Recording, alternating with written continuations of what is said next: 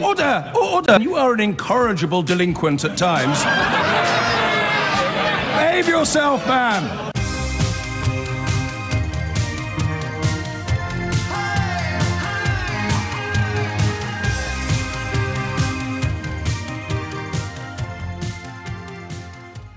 Twenty minutes after 11 is the time. William Hague, Hugo Rifkin, the Times columnist, tweeted a brilliant joke today. So what is it with all these former politicians who suddenly develop enthusiasm for cannabis decriminalisation after leaving the House of Commons? He said it's almost like they've been on a gap year. Not like Trish's, but the contention is that life would be better, it would be easier, it would be preferable to live in a country where cannabis was completely legal. And I know we talked about it yesterday, but it used to be one of my favourite subjects. We haven't done it for months, and it's come along twice. So yesterday was the medicinal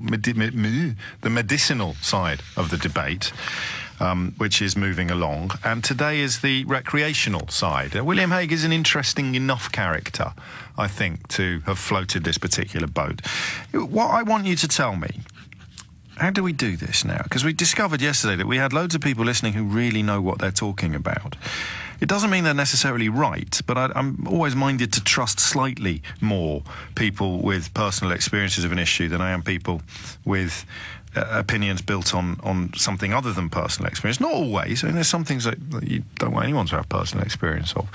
But I noticed that in France they've got, I didn't even know that they had coffee shops selling cannabis products in France, but now they're closing them, or they're removing the cannabis products from sale. I often hear about Portugal as being a good example, and we know that many states in America have decriminalised, and this has seen a huge boost in entrepreneurial exercises. So you can buy lollipops and gummy bears and sort of special inhalers like asthma inhalers, all replete with THC and cannabis-based products. So I'm better for you than actually smoking it rolled up with tobacco or smoking it as the leaves burn, because obviously there's carcinogens attached to that. But here's a really weird thing. As a lifelong advocate of decriminalisation, I do worry now. I heard someone on the radio today talking about alcohol and tobacco. And I've always used alcohol and tobacco in these arguments as an example of how absurd the law is. I still think the law is absurd, but I hadn't thought of it this way around. Alcohol and tobacco are massive public health problems. However much money Theresa May finds down the back of the sofa while pretending it's a Brexit dividend to go into the NHS, it won't be enough. Alcohol and tobacco, probably second and third only to old age and increased life expectancy, are enormous drains upon the public purse. I know they're taxed quite heavily, so you could argue that they pay for themselves, but that's not really the point, because you've got bodies and wards and hospital beds that could be occupied by people whose problems weren't to some degree self-inflicted. So obesity is a one-off, isn't it? It's an exception, because nobody is going to outlaw food. Hopefully we can outlaw certain types of particularly dangerous food or tax them into oblivion. But alcohol and cigarettes, there's no really powerful argument that they're in any way good for you. You get the odd story, don't you, about how a glass of red wine a day might help you ward off such and such a condition. But generally speaking, I don't think anyone would argue if there was no alcohol and tobacco on sale, the country would be less healthy. So I heard this bloke on the radio talking about the public health penalties, the public health problems that alcohol and tobacco have caused. And for the very first time ever, I hope I'm not doing that thing where I argue something with you for 15 years and then when actually it looks like we're about to win the argument, I start arguing the opposite because I'm such a contrarian. But it did occur to me for the first time ever that cannabis legalisation could have a public health impact that would be wholly or largely negative. I don't think I'm ready to nail my colours to that mast yet, but I'd love to know what you think, because I don't want to know whether you think cannabis should be legal or illegal. William Hague today argues that it should be legal. The government have already slapped him down, but with this government, you get slapped down on Tuesday, you get a peerage on Wednesday. I want to know what you think would happen. So I don't want you to phone me up and boast about your criminal convictions, but if you know a little bit about the drug trade, if you have a proper understanding of the relationship between prohibition and commerce, if you've just got a view on it, and ideally perhaps also built upon experiences in other countries. Most people of my age will remember visiting Amsterdam at some point in the last 30 years and being absolutely gobsmacked by the ease with which you could buy cannabis from so-called coffee shops. Don't think anyone ever buys coffee in those shops. But the question really is, what would happen in Britain? And the best way to answer that would be by telling us in the first instance what has happened in countries where it's happened relatively recently. See, I first went to Amsterdam in 1990, and although I was seduced very much by the coffee shop culture, it wasn't a nice city. It was too druggy, if you'll allow me to use that expression. You couldn't walk anywhere without being offered all sorts of Class A drugs, particular boulevards, thoroughfares that were... Well, they felt, even to sort of a bunch of 18-year-old lads, it felt profoundly unsafe. My mate got mugged, actually, or someone tried to mug him. And it just seemed to have created a culture of criminality. Now, I went back with my family 5 years ago, and it was unrecognisable. The coffee shops were still there, albeit I think they were regulated differently, but the on-street drug dealing and that sort of miasma of criminality seemed to have been dissipated. So you can do it. You can do it. What would happen here? That's all I want to know. Because really, if you can raise billions of pounds in tax from a product that people are already buying illegally, I'd be economically tempted to say, what possible downside can there be? 0345 6060 973. Theresa May talks about the impact that it has on people's lives. We spoke to quite a few people yesterday who described a very positive impact. Even though they were using it recreationally on paper, they were describing medicinal benefits in practice. I am aware of increased reports of psychosis in young people who've smoked particularly potent strains of skunk, but there is a slight danger there of deriving an ought from an is. You have no way of knowing whether that young person would have developed a psychosis if they'd never been near the drug. There's also a powerful argument that says people who have a propensity to those sorts of mental health issues may be more likely to be drawn to cannabis because of some of its ameliorating effects. I don't know. What I do know is that the only people who would passionately resist legalisation would be the organised criminals making huge amounts of money out of the illegal trade. Whether or not they were able to move across into the legal trade, only time would tell. And we're back again to the question of what's happened in other countries. So I don't want you to tell me whether or not you're in favour of William Hague's idea. I want you to tell me what you think would happen. I want to do a bit of crystal ball gazing this morning. Also, have a look in yourself. Have a look inside yourself. And if you have smoked weed over the years, would you have been less likely to do it if it was legal? If you haven't smoked weed ever in your life, would you have been more likely to have a little dabble if it wasn't illegal? For me, as a teenager, a very foolish and impressionable teenager, I think the illicit nature of it was part of the attraction. I think the idea of doing something naughty, and the massive mistake me and my mates made was forgetting that it was against the law of the land and acting as if it was only against school rules. But the illicit naughtiness of it was part of the appeal. And that's not healthy, because that not only brings it into the arena of criminality, it also enhances the criminality. That's the only really powerful argument I've ever heard for the so-called gateway drug argument, is that if you're buying drugs from a criminal and he's run out of the drug you're trying to buy, he will offer you something else, and you may be likely to take it, and you could end up using something considerably more harmful than cannabis. But what do you think would happen if it were to kick in?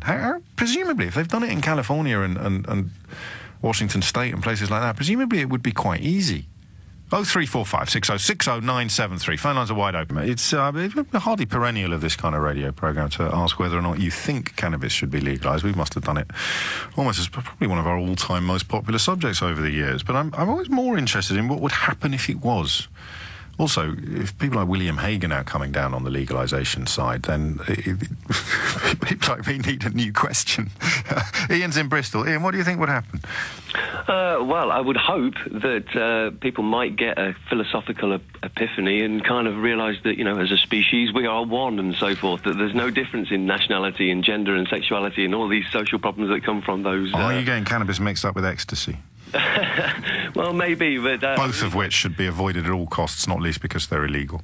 Well, when I was a teenager about to go to university, I actually looked into the effects of all drugs and stuff and made decisions that, yeah, ecstasy and so forth weren't going to be for me because I thought the long-term effects on those in terms of depressions and so forth were too much of a risk. But cannabis seemed to have been around for a long time. It didn't seem to have those same addictive properties and... you know, it seemed a much safer option. But you're working on the principle that everybody would take it. I lean in a slightly different direction. I'm not even sure that that usage would go up if it was legalised.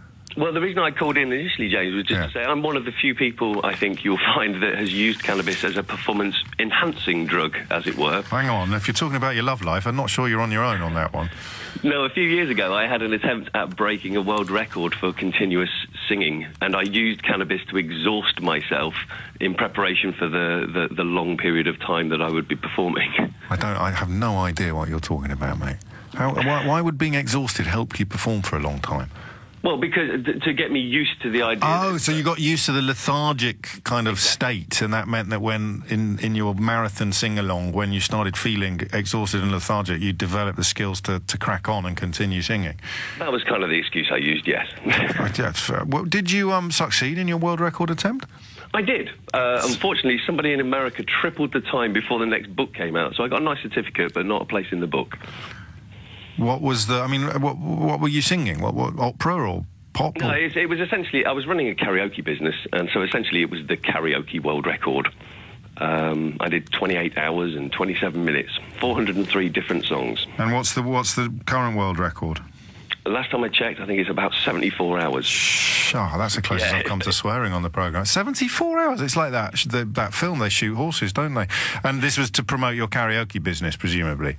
Which unfortunately no longer exists. Do you think you might have smoked too much cannabis over the years? When you were there doing your world record karaoke attempt, was there not a little voice in the back of your head saying, well, maybe I should find a new vice, like, I don't know, knitting or stamp collecting? I mean, there's two sides to the argument, because some people obviously say that it has psychotic effects and so forth. Personally, I find it helps me deal with depression. Yes, I hear that a lot. So, you know, it's like, say, it's one man's poison is another man's, I don't know. What is the other one? No, what is that phrase? One man's poison is another man's pleasure? Well, trash and treasure, I think, really. Trash and okay. So you think that it could have a wonderful calming effect upon the febrile corners of the nation, but that depends upon... Now we need to find people who would never go near it with a barge pole while it remains illegal, but if it was decriminalised, they'd be all over it they'd be on it like a car bonnet. Think about this. It's a drug the same way that alcohol is a drug, but you don't see people burgling to try and get, you know, money to go and buy beer, generally speaking. I don't know. Well, Weatherspoons won't take a bike in exchange for 10 pints. Wait until Brexit kicks in, mate. Yeah, well, true. It's 11:38. Adam is in Ealing. Ian, thank you. Adam, what would you like to say? Hi, James. I just wanted to say I've sold a little bit of marijuana before. Shame on you. Yeah, nothing. It was just in between jobs, just for a little extra money here and there. But the profit margins aren't as high as people think it is, and the work rate that you have to put in is more than people think it is. It's not. Yeah, someone to spare a thought for the hard-working ganja dealers of London and other major cities. Honestly, poor old Adam, slaving away without any thanks or gratitude or appreciation. Go on. But I think if it was to become legalised, they wouldn't, like, street dealers wouldn't be able to compete. So I think for about the first couple months, they'll probably try to undercut the prices. I don't think that would work. And then they would end up just trying to get jobs in these cafes. But what I think we should do is give those people that sell weed, because they're not people, like, I know a lot of drug dealers and people that sell marijuana, they're not really violent. They're not that, like, it's more when you get to the Class A drugs, you get the violent crime and stuff. The stabbings and what have you. Yeah. Is it not the same people selling a variety of drugs? I mean, you have divisions, do you? So a weed dealer... A weed dealer might have Molly or MDMA, something like that. They won't really have... They won't be doing cocaine or crack cocaine or crack... Because there's no point because it's less of a risk. If you were to get pulled over with a bit of marijuana, you can say, "Oh, officer, I'm just smoking. This is for myself." You can't do that with Class A drugs. So there's no point of you taking that kind of risk. If you're going to take that kind of risk, you might as well just go and sell heroin. So, albeit that the profit margins are small and the work is hard, people still choose to do it because it's illegal. I mean, the hand on heart. I'm just wondering if you were on 10 quid an hour working in a shop, so you're doing 80 quid a day. Yeah. Gross, 5 days a week, 400 quid. That is nowhere. You're going to make more money dealing illegally, aren't you? Ooh, it depends. With marijuana, you're only making, say if you sell a quarter ounce, 7 grams, you're making about £80, but you spent about £50-60 to get it. So you're only making like £20 profit, and you have to do at least that twice a day, which most people, to be honest with you, most people can't do that. It's not as easy as it seems, like getting clientele and stuff like that. It's not as easy as people think it is. No? So it's not that much profit you're making, but some people do. What I think we should do is the people that have managed to make some money out of marijuana, a lot of people do smoke marijuana. There are people making a lot of money out of marijuana. And they would be the ones to suffer. I mean, it's the people bringing in bales of the stuff that are, or growing it here in these kind of, often employing essentially slave labour. Yeah. They will often be kind of millions of miles away from the street. But there's people here in the UK, like young guys, like in their 20s and stuff, that do make a couple thousand a month from marijuana. What I think we should do to stop the crime as well is we should just be honest and say, listen, this is going to become legalized, and try to get them to, and people that have been to jail for marijuana, small amounts of marijuana, get them to invest in the marijuana business. That way they become legitimate businessmen. They're not out in the streets. That's my reservation, because I don't think it would work like that. I don't think you would have people like you and some of your friends who deal. I don't think you would become the kind of entrepreneurs. I think it would soon be snapped up by all the usual suspects. It's not an accident, is it, that Theresa May's husband works for an investment fund that's got money invested in legal cannabis. They make the kind of cannabis oil that you can't buy here, but we can make it. This is my big discovery of the week. It's the largest producer in the world, and yet it's still illegal. So I suspect it would just be carved up like every other commodity that turns a tidy profit is, and give it 6 months and it'll all be in the hands of the people who've already got all the moolah. Adam, thank you. Dave's in Chelmsford. Dave, what do you think would happen if we legalised it now? What would tomorrow look like? Hey, James. I think it's probably not a good idea with the English culture being what it is to legalise cannabis. I think a lot of people who currently will use a lot more. Do you? I think why do you think that? If it's available in coffee shops, if it's available on the shelf, you can go down Asda's and grab some weed. Well, I mean, if I were to use Shreddies as an example, I find if I've got loads in the cupboard, I actually eat a little bit less. Shreddies don't get you high though. Well, I'm very partial to Shreddies. But if you've got loads of weed in your fridge, then are you not going to feel more relaxed? I mean, this is what proper addicts tell me about Class A drugs. Maybe cannabis is a bad example, but they relax when they've got a score. It's when they haven't got anything that they panic. So they're more... I mean, coming from someone who has, at one point in time, had a considerable amount of weed in the fridge, you do tend to, you'll think, I could have a joint this morning, or, I've just got home, it's been a long day. The novelty doesn't wear off. If you've permanently got access to a supply, then the novelty would wear off, wouldn't it? And you'd have a bit more of a... No? I'm sure for some people it would, but we've got a massive culture of binge drinking at the moment in this country, and I think having another drug available on top of the regulars would exacerbate that. And although the mental aspects of it are debated, I really don't think it's good to encourage people to drop their inhibitions even further. I mean, as someone who smokes on a regular basis. Still? It is for... Oh, yeah, still, definitely. It is, for all intents and purposes, basically decriminalised. I mean... Right, maybe in Chelmsford, but there's still plenty of parts of the country where you'd get your collar felt. Oh, absolutely, absolutely. But it comes down to how blatantly you do it. I mean, the landlady of my local pub has no problems if I go out into a car park and have a joint or, you know, whatever I happen to choose. She says it's not really got anything to do with me, what you do in my car park, you know.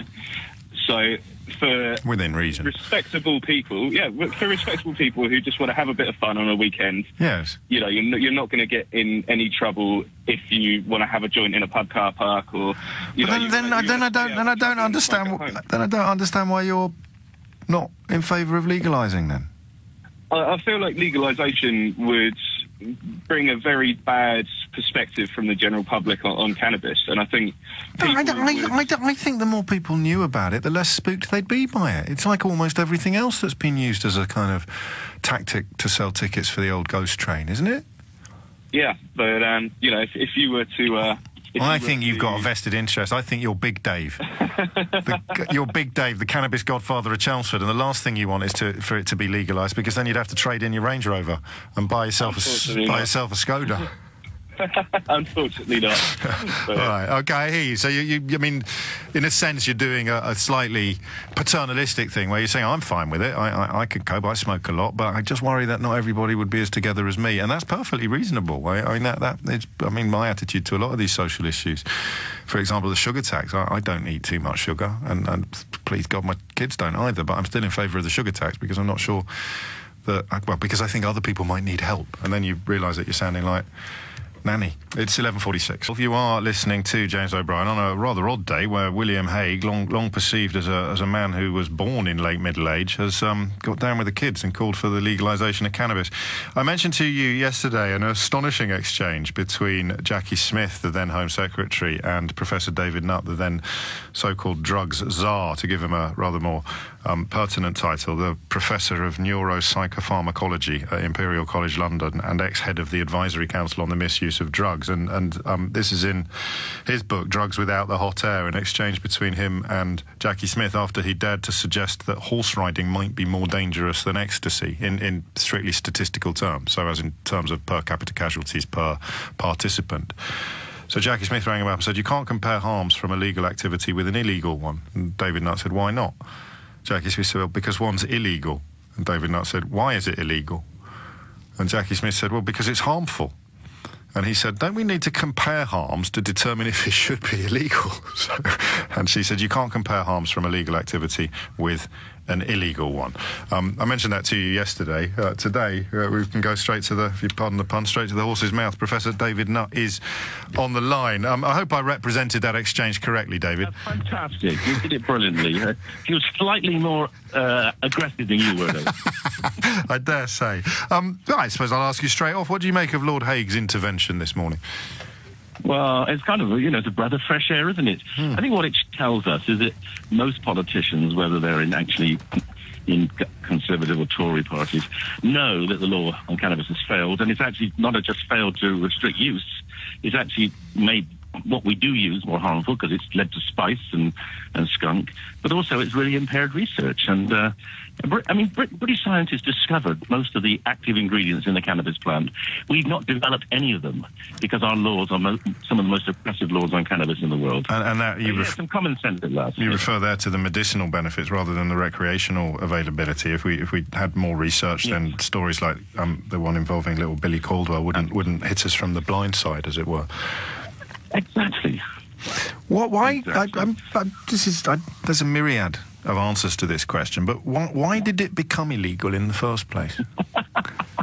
Because the Americans wanted us to. The Americans hated cannabis when American alcohol prohibition was rescinded. The Drug Enforcement Agency had to find something else to justify their existence.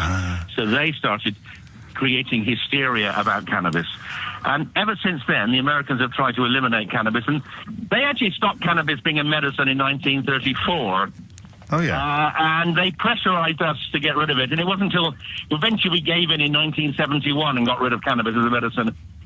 In this failed attempt to stop recreational use, because what we have seen, in 1971, there were about 500,000 people that ever used cannabis. Now it's over 12 million people. So it's seen a 20-fold increase in use, despite the fact that the drug's been made illegal, even for medical use. So you've got the worst of all worlds: increased recreational use, cessation of medical use, cessation of medical research, and people like Billy having, almost terminal seizures. Indeed. And what reservations would you have, and what would you be keen to guard against if it were to be illegalised, if any? Well, I think what we need to do.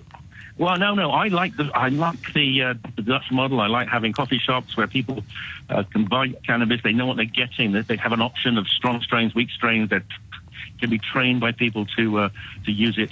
They're not allowed to smoke cigarettes there. They're not allowed to drink alcohol there. So they can actually essentially focus on the value of cannabis as a recreational drug. That model has been proven for 40 years in the Netherlands. It works extremely well, and it's allowed them to also have a very humane approach to medical cannabis. And it's very much your field of expertise. I'm not going to say the full word again, but what about the widespread fears that the more recent strains, you've referred to one of them, do exacerbate mental health problems? Well, of course they do. Well, why do we have skunk? We have skunk because we stop people getting access to the cannabis they want, which is traditional herbal. Traditional herbal or resin has got a mixture of THC, 4 to 6% THC, plus 4 to 6% cannabidiol, which balances out some of the worst effects of THC. But the prohibition we've put onto cannabis means that almost all cannabis in Britain now is skunk, which is 12+% THC and no cannabidiol. So we have made the market much more dangerous by trying to prohibit the less harmful drug. The same way in American prohibition of alcohol. People stopped drinking beer, they started drinking methanol. So making it in their own garage. So I just very, very briefly, in fact, a yes or no answer. Do you think it will happen in your lifetime? Yes. There we go. I've always been an optimist. Professor David Nutt, many thanks indeed. 11:55 is the time, and we curtail that interview because I want to cross briefly to Rachel Venables, who is at the Finsbury Park Mosque today, where we are going to mark a minute's silence in commemoration of that terror attack last June, which left one man, Makram Ali, dead and 9 others injured. Rachel. Well, James, I'm sure you can remember this day last year, the country was reeling from yet another terror attack, the 4th in this country in just a matter of months. The attacker, Darren Osborne, who we know had self-radicalised online in a matter of weeks by avidly consuming racist and far-right propaganda, had driven a rental van from his home near Cardiff all the way to London. For around a day, he'd driven around for hours looking for targets on these streets before, at just after midnight, he turned his van at speed into a group of worshippers who were on the pavement, gathered after just leaving Ramadan prayers at a mosque in Finsbury Park. Now, 12 of them were injured, 9 hospitalised, and a grandfather, a father of 4, Makram Ali, who was 51 years old, was killed almost instantly. Now, Abdurrahman was one of the men he targeted. Okay, first it started off with, I heard some tyre screech, to which I turned back and I saw a vehicle come careering towards myself, to which I've jumped out of the way, but I've been clipped on the way, as in getting into the outside road onto Woodcut Street. Next thing you know, it was just an eerie silence. Then everything's broke out, screaming, pain. You can smell and also hear the chaos surrounding everyone around us. Sorry, I do apologise. Sometimes it's a bit hard to record the story. Don't apologise. See Makram Ali laying on the floor, a few other victims. May God rest his soul as well, Makram Ali. And just see an individual running towards us, trying to escape. It took quite a few of us to, the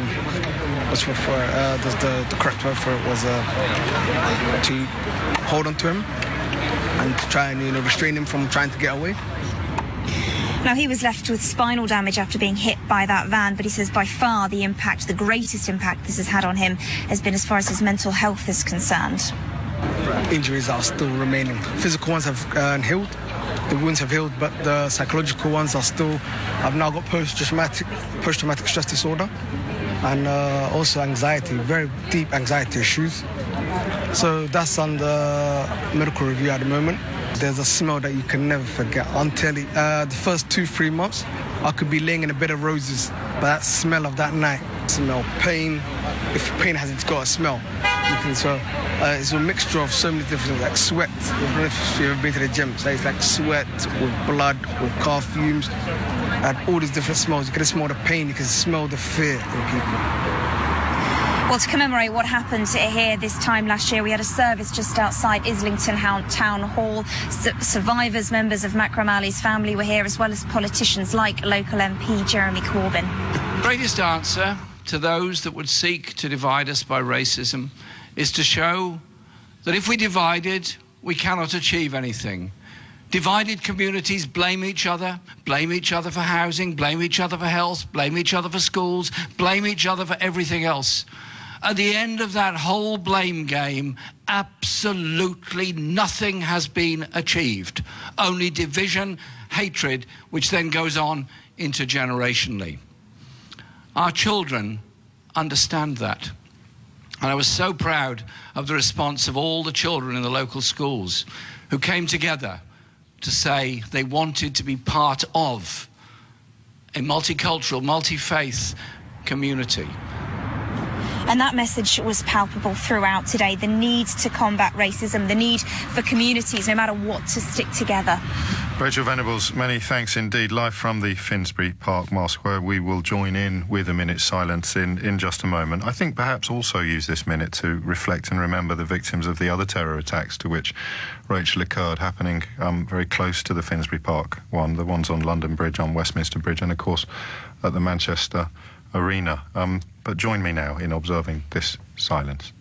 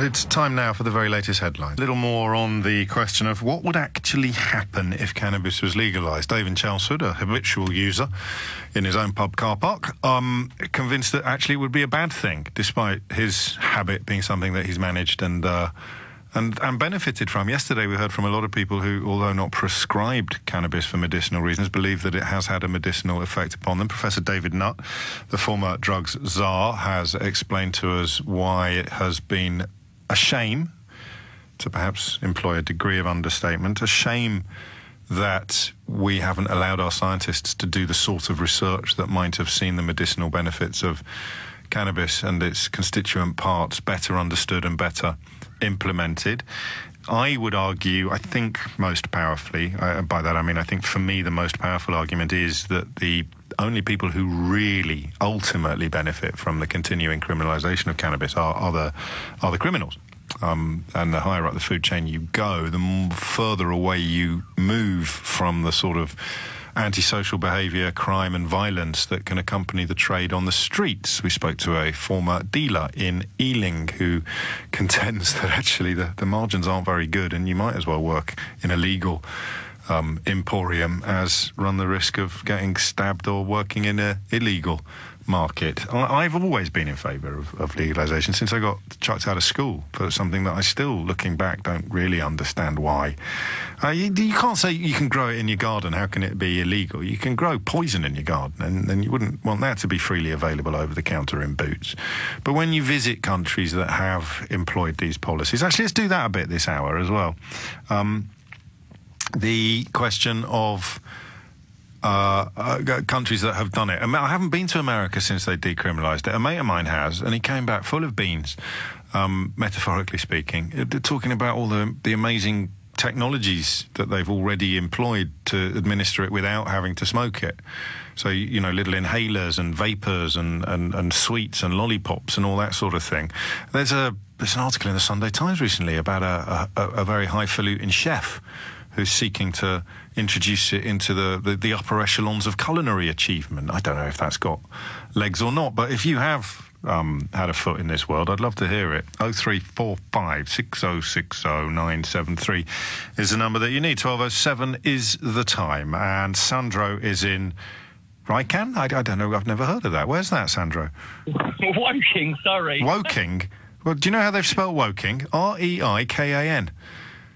Oh, well, I think you need to employ someone new. Don't be so rude. Carry on. How you doing? You all right? Yeah, I'm all right, yeah. What's on your mind? Well, my brother-in-law lost his life to cannabis. Oh, Lord. He was a farmer. Right. Cannabis farmer. Yes, he used to grow cannabis. He was in debt with the wrong people. And basically, long story short, he tried to speed up his crop to get as much money as possible, lost the whole crop, and took his own life because of it. Oh, mate. And where does that... Had it been legal, yeah, he wouldn't have had that issue. That's what I was going to ask you. Where does that leave you on the legalisation issue? It was because it was criminal that he ended up in such a dark place. Yeah, well, obviously, with bigger growers and big suppliers and stuff like that, you meet more dangerous people. So you're dealing with big money. Each plant is worth £1,000. He used to grow 60 plants every 3 months. Blimey. Yeah. And I don't know, though, because it's a mindset, isn't it? And partly criminality. It's not just a question of opportunity. If it had been legal, he probably wouldn't have been a cannabis farmer. I think he was the Alan Titchmarsh of the marijuana world. He was really good at what he did. Right. And everyone wanted it. So when he didn't have good crop, the price went up locally. Yes, I see. So he wasn't a brilliant businessman, but he was a brilliant horticulturalist. Yeah, he had an addiction problem to crack cocaine, and that's where the money went, because that was what I was wondering whether or not I was going to ask you or not. So thank you for answering the question without me having to make that difficult, that difficult decision. I'm very sorry to hear that. Was he married to your sister, or was he your wife's brother? My brother's wife. Your wife's brother. Yeah, that's horrible, isn't it? And it leaves a scar and a hole in the whole family that would not be there if it had been legal. I suppose, and I know you haven't necessarily rung up for a philosophical ding-dong, but if he'd been involved with dealing crack cocaine rather than just using it, and he died as a result of his involvement in that trade, you probably wouldn't be ringing me to tell me that crack cocaine should be legal, would you? No, I think it's a completely different type of drug, and it comes with a completely different type of issues. Yeah, I think you're right. The root cause of everything with human beings is addiction, whether it be gaming, sex, drugs, alcohol. That's the problem, not the drug itself. And you don't get rid of something that the massive majority of people can use quite healthily because of the suffering of a minority of people who become addicted. Yeah.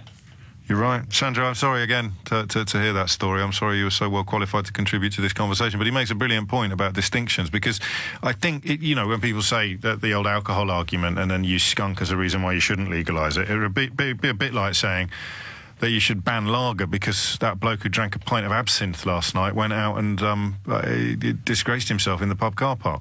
They are very different things, and you can talk about addiction in the context of normal fruit machines in a way that's very different from addiction in the context of fixed odds betting terminals. You can talk about dependency upon cannabis using the same vocabulary they would use for dependency upon crack cocaine or heroin, but they're two very, very different things. I've never quite bought into the argument that everything should be legalised, and yet I suspect, when we talk about vocabularies, I suspect a lot of the arguments are the same, and regulation and taxation become pertinent whatever the drug. 11 after 12 is the time. Callie is in Elmswell in Suffolk. Callie, what would you like to say? Hi, James. Well, I was asked the question, what do you think the country would look like if we legalised? Yes. I think we would see regulation, which means harm reduction, education, research, the deficit would be gone. The NHS, you wouldn't even need to worry about where the money was coming from for that. The criminal element would be got rid of. And, I would stop being a criminal, and so would my son. Why do you and your son buy it? I don't buy it, and neither do my son. You grow it? No. I'm gifted it. Basically, 4.5 years ago, my son was given 3 days to live, and I gave him cannabis, and he didn't die. Oh, okay. And ever since then, I have fought against prohibition. I have fought against the stance that my son is illegally alive. And I have been helping under the radar, about 150 so people for the last 4.5 years obtain illegal cannabis oil to help them with their own symptoms. Okay, so you've been following the Billy Caldwell story quite closely as well, then, no doubt. Absolutely, yes. And I'm very good friends with Vera Twomey and Hannah Deacon. We're all kind of working together to try and stop our children, suffering at the hands of the law. It's a strange old thing. Did you know about the politicians' husbands having investments in the firm that makes the oil legally in this country, but then it can only be sold for export? Because you presumably were across this sooner than me, weren't you? Yeah, the hypocrisy was highlighted to me a few years ago, actually, and I've been trying to educate people about the hypocrisy over the years. But I'm really, really pleased to see that finally it's becoming public knowledge, because I think with public knowledge can come public pressure, and we can see these people, held responsible for what they're doing. Effectively, they're putting their profits before the health of people. And what also, I've never fully understood the criminalisation. I thought David Nutt was fascinating when he talked about how when they lifted prohibition in 1930s America, the people that had been in charge of making sure no one drank alcohol would have been out of a job if they couldn't come up with something that they had to police it. So it's amazing how these ripples can still be felt 100 years later, isn't it, or 80 years later. How, briefly, and you don't have to answer this because it's not necessarily why you rang in, can you talk me through your son's condition and the impact that cannabis oil has upon it? Yeah, absolutely. I'll try and be very brief. It is Take all the time you want, Kelly. Okay, well, I did actually write a book called The Boy in 7 Billion, if people want to read the whole story. But, very briefly, he had 2 forms of cancer, one being incredibly rare, made him the only person in the world to have the 2 together, hence The Boy in 7 Billion. Crikey. He was given 3 days to live after his 4th bone marrow transplant has apparently failed. Now, nobody has ever been grafted with a bone marrow transplant after 50 days, and at day 70, Darren was still there, but with no functioning bone marrow whatsoever. They'd given him 3 days to live, and we were sent to a hospice with him to die. He was given no more conventional treatment. He was given palliative care only. Yes. After giving him cannabis tincture for 5 days, at day 75, his bone marrow kicked in, and it was deemed a miracle. I then at the time knew that I only had that one and only opportunity to prove that this was what had worked. We're losing the phone. We're losing the phone line a bit, Kelly. But I'll tell you what. I'll just tell people to go and buy the book. Am I back? Is that better? It is actually, yes. But we're about to hit the break. So you used it, and the impact was immediate. You could see immediately that he was. Oh. It was absolutely immediate. I mean, to be honest, the immediate effect was that it was an exit drug. He was on morphine and fentanyl and another drug called cyclidine. He was incredibly addicted to, and he'd been addicted to that for about 9 months. Now, the first time I gave him cannabis, that evening, she came in with the drugs. The nurse came in and he turned them away. Really? And said he didn't need. Yeah, and I was astounded. That to me was a miracle in itself. Yeah. And cannabis was going to give him the death that he wanted. I see what you mean, and thank God it didn't. I mean, if you see what I mean. So. Yes, yeah. The Boy in 7 Billion by Callie. Yeah, Blackwell. There you go. I shall look out for that. 12:15 is the time. Thank you, Callie. I've enjoyed this conversation. I'm going to catch up with Juan, who you will remember is off to the World Cup. He was in on Friday. Juan is responsible for general sort of tidiness and ship-shape and Bristol fashion in the studio. And he mentioned in passing that he was off to watch Colombia play. He was also, of course, in the studio on the day that we were talking about the suggestion that middle-class cocaine users are utterly unaware of the havoc they wreak upon the lives of dealers in this country. But we extrapolated that into the impact it's had upon Juan's home country of Colombia. So I thought we'd give him his second run out as a radio reporter, and find out what life in Russia is like from the fans' point of view, rather than the professional journalists. We've got a cracking correspondent out there, of course, for LBC, but the fans' experience is one, oddly, that usually only gets reported through the lens of news. So we'll talk straight to. He's in the stadium, I'm told. He is in the stadium waiting for kick-off at 1 o'clock. Who are Colombia playing? I should have checked this before. But Japan, of course they are, yes. 20 minutes after 12. I think it's a little early in proceedings for us to be able to talk about football. Obviously, there are radio stations dedicated to nothing else, where the notion that people want to talk endlessly and exclusively about football is extremely well served. But I suspect during a World Cup we might be tempted to have a little bit of a chinwag. It's a little bit early after one game, even though it did defy convention and result in a victory for England. A little bit squeaky bum, I felt. The second half in particular, we didn't exactly cover ourselves in glory, but the first half, and certainly the first half of the first half, we looked like we could beat anyone. If only we could get that final touch to go into the goal. A number of opportunities and efforts, link-up play, Harry Kane looking as if he might assume world-class status during the course of this tournament. And Gareth Southgate, I don't want to jinx anything, but I've got a real soft spot for Gareth Southgate. I think the fact that he missed a penalty at Euro, was it 96? And that must have given him such thick skin to stay in the game after that and to just know how to deal with the most crushing of disappointments. That I think that probably allows him to communicate to the team something that few other managers would be able to do. But I don't know. I shall take advice on whether or not, if we get through to the last 16, which I think we only have to beat Panama on Sunday to achieve, and we might break the habit of a lifetime and have a little bit of a football phone-in at some point in the next week or so. 21 after 12. Ellen is in Streatham to steer us back to the conversation, which, frankly, Ellen, if you told me 10 years ago that this conversation would be inspired by William Hague suggesting that we legalise cannabis, I'd have thought you were high. What would you like to say? Well, I'm a substance issue worker. I'm a recovery worker for under 18s and also work with adults. Medical reasons, it's a no-brainer. Mental health alone, if you have a prescription drug, it's going to take 15 to 20 years off your life. Whereas psychosis, you can treat it with CBD oil, not THC, of course. So just for that alone, it's a no-brainer. CBD oil is not illegal, is it? No, that's what I'm saying. So, medical-wise, there's already a treatment there that could be used that's not being used. So you would keep it illegal then? No. Oh, mate, I've got completely the wrong end of the stick. Let's start again. Go on. Let's start asking, should it be, what do you think about decriminalising cannabis? Right, okay. Right, to be clear, yes. I work with young people. They're all smoking the skunk. Right. They're getting anxiety disorders. You're going to get neuropruning, which is developmental issues because of the skunk. Right. Also, the reward centres of the brain are going to be underdeveloped, which is going to leave you open to addiction later on in life. Now, the old school cannabis is more balanced, as you've said earlier on. I think that should be decriminalised. Maybe sort of made legal.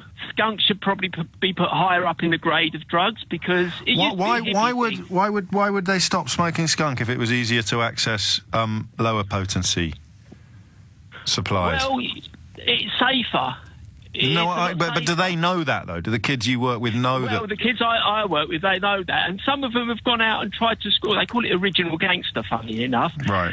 And some of them have scored it, and the feedback was, it's not so heavy on the back of my head, which means it's not as toxic. So why did skunk become so popular then? It was never broken. It never needed to be skunk. No, I know, but why did it become so popular? Because it's readily available. It's grown in this country. But why can't But can you not grow original gangster under the hydroponic systems and the lights? It'd take longer. So it's just about turnover. So skunk is genetically modified, as it were. It's as well. Skunk's gangster related now. It used to be a hippie drug, and now it's all sort of it's linked to gang members and that. And a big vast majority of my clients are gang members, and they're totally sort of delusioned. Yes. And I think even the potency of skunk makes them make bad decisions because they're just not compass. And that's why. So what happens is I can make more money selling skunk because I can grow it quicker. I don't have to import it. The person growing will. The person on the front line probably not. And when they get in trouble and lose the money, then the person is going to give them grief because they've lost the money. I know kids that are living out of London just because of that alone. Because they're hiding from people that would do them harm. Yeah, or the social services have taken them right out the picture. How long have you been doing this, Ellen? Oh, about 10 years now. And has it stayed pretty steady during that period, or have there been peaks and troughs? Highs and lows? Well, no, it's pretty steady because it's pretty steady because it's constantly grown. You think back in the 80s, you used to get droughts. You couldn't get it. So if a kid was smoking, he was forced to stop. You don't get droughts now. It's just a constant flux of it, and it's addictive. Because it's so high, it is actually addictive. We have to tell people to wean off. We never had to do that years ago. And so that's it then. This is the bit that perhaps people don't. Older hippies and it's a cancer. It is a societal cancer. Skunk. Because it whacks people out so completely and has much higher levels of dependency and is much more criminal friendly. So what would happen, do you think, and this might not be your field of expertise, but how would, if it was legalised tomorrow, or if it was legalised today, what would happen tomorrow? Well, my view of legalising it would be, well, legalise it, and why do people have to smoke it? That damages you enough anyway. You know, why not produce it as a drink? You could get a unit of use then. You can see how much THC, how much CBD is in it, because the paraphernalia of rolling a joint is also quite an addictive thing to people anyway. And that is what I think has happened in some American states, isn't it? Is that they've found all manner of healthier ways of getting it into your system. I've had some kids that are actually doing edibles, and I admire them for doing it. They're thinking outside the box with their use. But that's as old as the hills as well, isn't it? Making chocolate brownies or sprinkling it over your, I don't know, biscuits. Yeah, but you're changing your mode of use. You know, if you're smoking tobacco in a joint, you might get a tobacco craving and equate that to I need another joint. And so getting the tobacco out of the picture is going to be better for you in the long run. I know it's. I mean, to get a pipe. Yeah. Or a bud vape. Or a vaporizer. Well, I wouldn't advise. You can't do that because you're encouraging people to take illegal drugs. But I understand working in the field. So that's what you might advise the people who need your help to do. But you wouldn't, until it is decriminalised, we wouldn't encourage anybody to actually take it. You really know what you're talking about. Do you enjoy your work? I love my work. I thought you might. Schools, I talk about every drug in the book. To kids and that, you know, I had my own journey with it as well from a very young age. Right. So I just tried to be the person that I never had when I was a kid. Oh, what a beautiful way of putting it. Thank you, mate. Yeah. No problem. Sweet. I'll try and be the person that wasn't there when I was a kid. That's astonishing, actually, and no doubt adds an extra layer of value to the work that you do.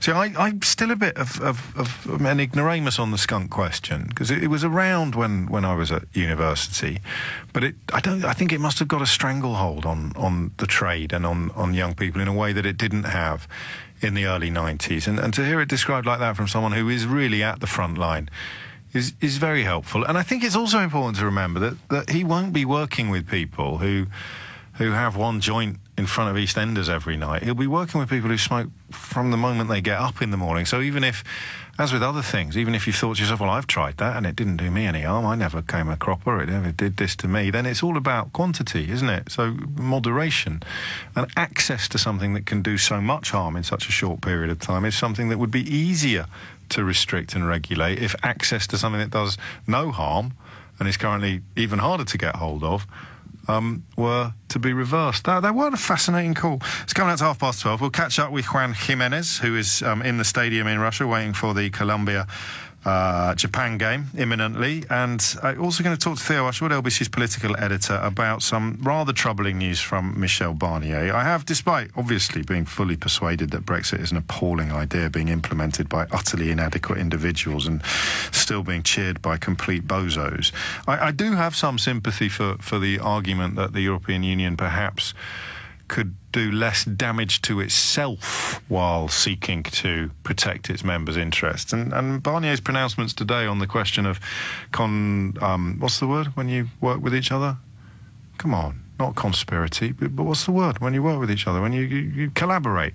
Collaborating on some criminal issues and some transborder criminal issues. It would be odd. I don't see why pulling out of a trading agreement and smashing ourselves over the head with a frying pan with regard to things like Euratom and aviation authorities. Who benefits from reducing the amount of cooperation, not collaboration, cooperation that we do with our European Union partners at the moment? Who would really benefit from reducing that? So we'll get a bit of an explainer from Theo on that issue as well. It means I don't think I'm going to have time. I don't know quite why that's happened. I think it's because we got so embedded in that Donald Trump story, which is just so sad. And I'm just looking at some of the replies on social media now. It wasn't introduced by Barack Obama. You can completely believe that. And even if you want to believe that, That's fine. It's not true. It's a 6-week-old policy enacted by Jeff Sessions, specifically to, if you will, blackmail Democrats in Congress and the Senate, both of which houses are currently run by Republicans,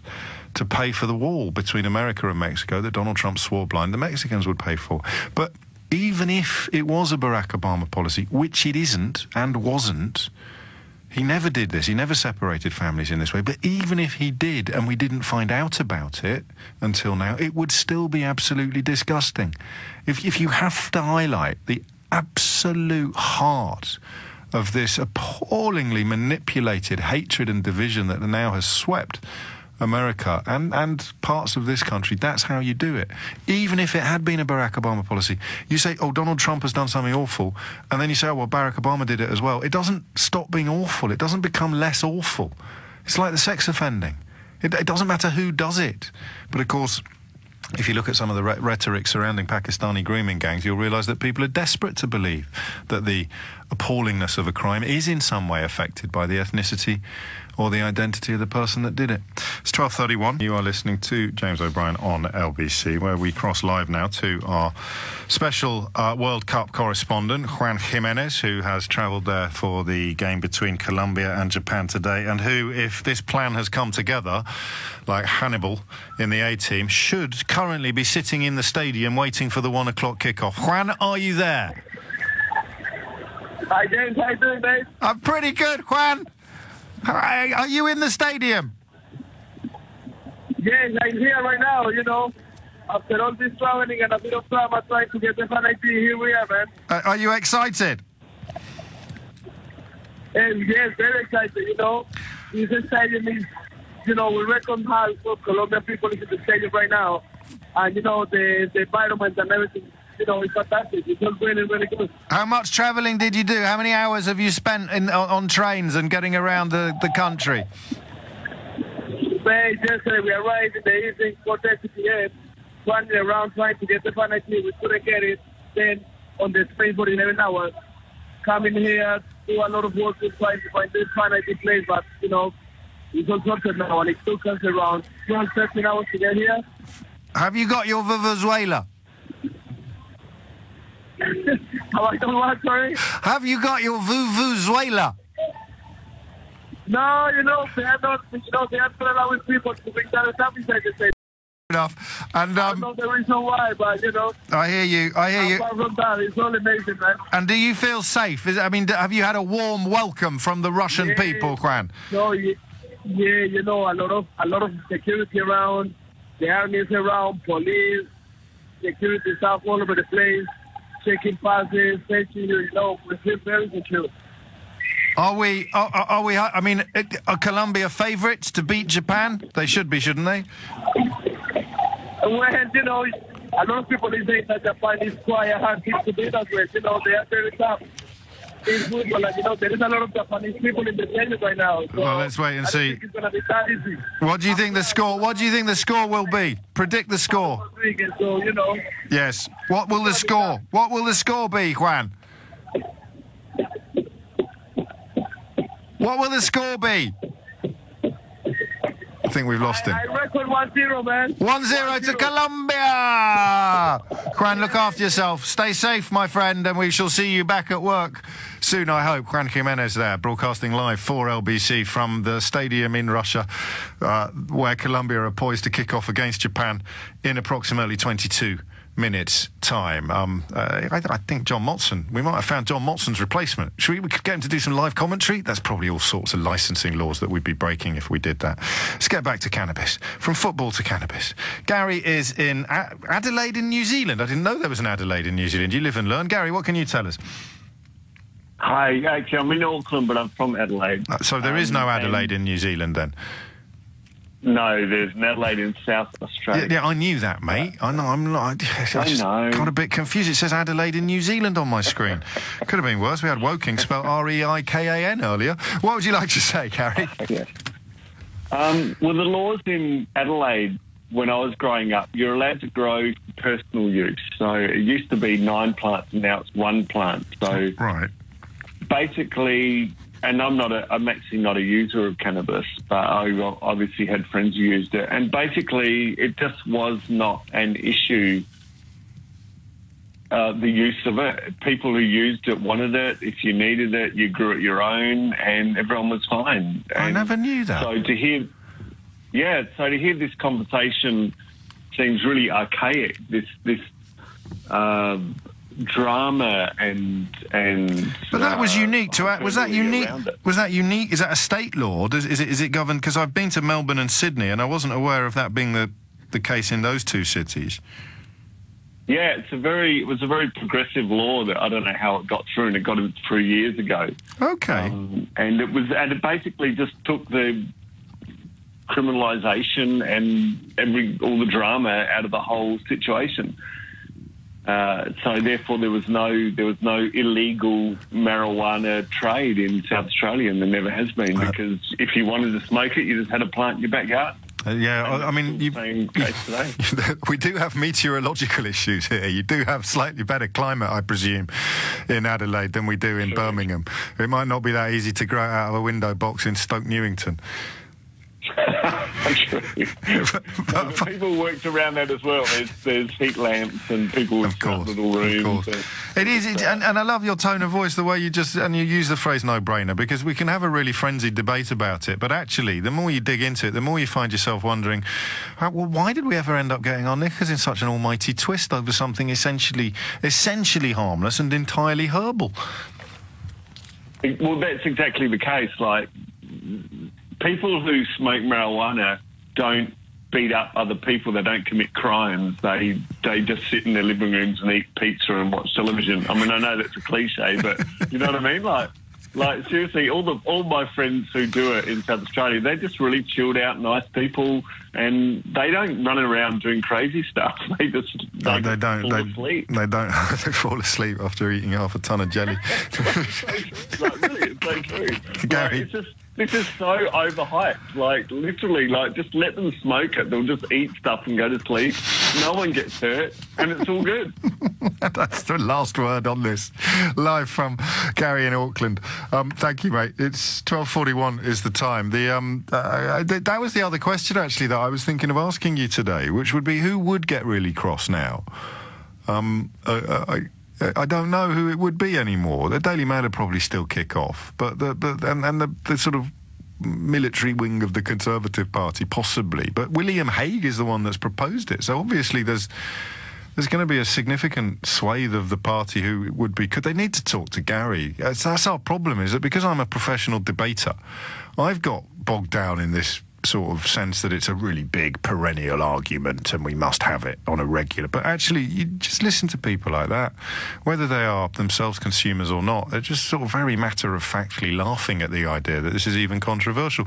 And I really loved David Nutt's explanation as to why it became illegal in the first place. If you missed that, David Nutt, of course, former drug czar, former government advisor on the issue, simply explaining that when prohibition ended in the United States of America and you had the enforcement agency in place, they needed a job. So they needed to find something to replace alcohol with. Cannabis and hemp at the time would have been becoming increasingly popular in the South as a rival to the cotton industry, arguably with more benefits than growing cotton, and so they just happened upon hemp. Let's go after that. If you've ever get the chance, it's probably on YouTube. There's a short film called Reefer Madness, which was like one of those public information films that we had when we were kids. Remember? Charlie says, don't get in cars with strange men. And this was aimed at Reefer Madness is one of the funniest things you'll ever see. And it's also for students of the ghost train theory, James O'Brien's ghost train theory of politics, the ease with which you can sell tickets to the ghost train, even though ghosts don't exist, and the terror people will feel at George Soros's globalisation agenda, or whatever the nonsense is that the fascists are punting today. Have a look at that. It's really easy to terrify people with things that shouldn't be terrifying. Shabir is in Edinburgh. Shabir, what would you like to say? How are you? What I wanted to say was that we already legalised a widely used drug in the UK, that's alcohol. Yes. And that's not good for you. But the advantage is that if we regulate it, we can tax it. And if we do the same with cannabis, we can regulate and tax that too. And that makes it safer to use. How much do you think we'd raise? Is there any way of knowing? Well, there's no way of knowing. I mean, if you look at the tobacco industry, I mean, we raise over £10 billion a year in taxation on the tobacco industry. I'm not saying it will be comparable to that, but I would imagine tobacco companies would get in on the act. Yeah, you see, that I quite like the idea of it being a bit more grassroots, if you pardon the pun, and people getting little businesses setting up themselves. But you're probably right. It'd be Philip Morris and British and American tobacco by tea time. They'd be all over. They're probably already ready to go, aren't they? Did you work in the tobacco industry? Is that right? At one point I did, yes. All right, right. Top secret, Shabir. You're not allowed to fib. Have they already got plans in place for when it is decriminalised? I've not been in the tobacco industry for the last 5 years. Well, they would have had it then. Therefore, I have no idea. All right. Perhaps I was too low down on the scale of things. Below your pay grade. But yeah, they're not going to sit back, are they, and watch their already decimated market plummet further while some new kid on the block weighs in with 20 packs of pre-rolled joints. It's simply not going to be exactly the same people. They're probably... In fact, I wonder whether... I can't say this out loud. Let me just be very generic. I wonder whether, if any senior politicians who have developed an enthusiasm for the decriminalisation of cannabis are actually paid to consult and advise some of the big tobacco companies. That would be very interesting to find out. Not thinking of anyone in particular, but it would be quite interesting to find out, wouldn't it? Well, we have probably drawn a line under our conversation about cannabis. Would you remind me next time it's popping up the news agenda that I wanted to ask who would still get cross about it? It's quite reassuring in a way, because sometimes it seems that we're on rails, doesn't it? You know, one of the many catchphrases of this programme is there's no point having a mind if you never change it. I do sense, not just because William Hague has weighed in on the issue, but I do sense a shift in public perceptions, and that is encouraging, because an awful lot of the public perceptions at the moment are so toxic. It's nice to know that you can row back in the opposite direction, although that's going to be scant comfort to 4-year-old children in cages in America who've been kept from their parents for days. Theo Ashwood, LBC's political editor, is here, because I know what you're thinking. I know what you're thinking. You're thinking, ooh, James hasn't mentioned Brexit today. Well, I have now, and here's Theo. Michel Barnier, the chief Brexit negotiator for the European Union, has been speaking at a security conference in Vienna this morning, setting out the EU's stance when it comes to cooperation on all things security, the relationship between the UK and the EU post-Brexit. Two parts to this: the European Arrest Warrant and then Europol and Eurojust, the two organisations which respectively coordinate criminal investigations and then proceedings across the European Union. Today's speech is a response of sorts, James, to what Theresa May told a security conference in Munich back in February. As a former Home Secretary, she was very much in favour of the European Arrest Warrant, which she said allowed for the seamless extradition of criminal suspects across the continent. A serious terrorist like Zachariah Chadali was found living in the UK, a young man who was believed to have been radicalised in Syria and was wanted for terrorism offences in France. There was no delay in ensuring he was extradited back to France and brought to justice. He is one of 10,000 people the UK has extradited through the European Arrest Warrant. In fact, for every person arrested on a European Arrest Warrant issued by the UK arrests 8 on European Arrest Warrants issued by other member states. So the European Arrest Warrant, according to Theresa May, there is a good thing. Michel Barnier's point this morning was that if you don't have the free movement of people, and if you don't subscribe to the European Court of Justice, which underpin the whole fact of what it is to have the European Arrest Warrant. Just the European Court of Justice is the clincher, here, isn't it? I've got you. So if you don't, that's the legal underpinning for the European Arrest Warrant. If you don't have that, unless you're under the jurisdiction of the European Court of Justice, you don't get to play with the tools of the European Court of Justice, i.e. the European Arrest Warrant. That's where I was getting confused. Today, we know that the UK is not ready to accept the free movement of people, the jurisdiction of the court, and the Charter of Fundamental Rights, as confirmed last week by the House of Commons. This means that the UK cannot take part in the European Arrest Warrant. That damages them, though. I mean, Theresa May's got all manner of problems at the moment, not least because, as Home Secretary, she was constantly banging on about how hard it was to get foreign criminals out of the country, and now she's revealed that there's been 10,000 extraditions in recent years. She's switched on her position, her original position as Home Secretary. You're quite right, and it could. The danger is, of course, that the European Union comes across as churlish. But of course, Theresa May, you'll remember, before the last election, or the government before the last election, warned that if Britain withdrew its security cooperation, the EU would be at much greater risk of a terrorist attack, and life has since moved on. During that same speech back in February that I was referring to earlier, Mrs May was extolling the benefits the British authorities had when it came to sharing data and intelligence with their European counterparts. Cooperation between our law enforcement agencies means the UK is one of the biggest contributors of data, information and expertise to Europol. Take, for example, Operation Triage, where police in the UK worked extensively with Europol and the Czech Republic to crack a trafficking gang involved in labour exploitation. Third, through the Schengen Information System too, the UK is contributing to the sharing of real-time data on wanted criminals, missing persons and suspected terrorists. From the European Union's point of view, James, there's two elements to this. The first is the sharing of data intelligence, and the second is the management strategic, how shall I put it, the strategic direction of both of those organisations, shaping the sorts of criminals we go after, the criminals, you know, the types of crime, organised crime that the European Union wants to target. And Michel Barnier was clear when it came to that second element. We were, in effect, Britain, by leaving the European Union, was going to lose its voice. All right.